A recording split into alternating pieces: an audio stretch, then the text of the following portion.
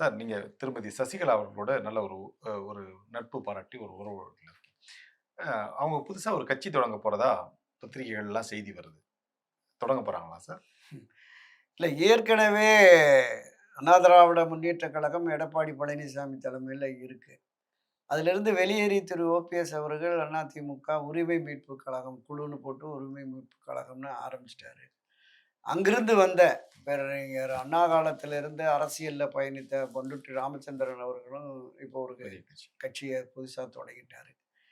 இனி 4வதாக திருமதி சசிகலா அவர்கள் ஒரு அரசியல் கட்சியை தொடங்குவாரா? அப்படிங்கிறது ஒரு மிகப்பெரிய சந்தேகமா தான் நான் பார்க்கிறேன்.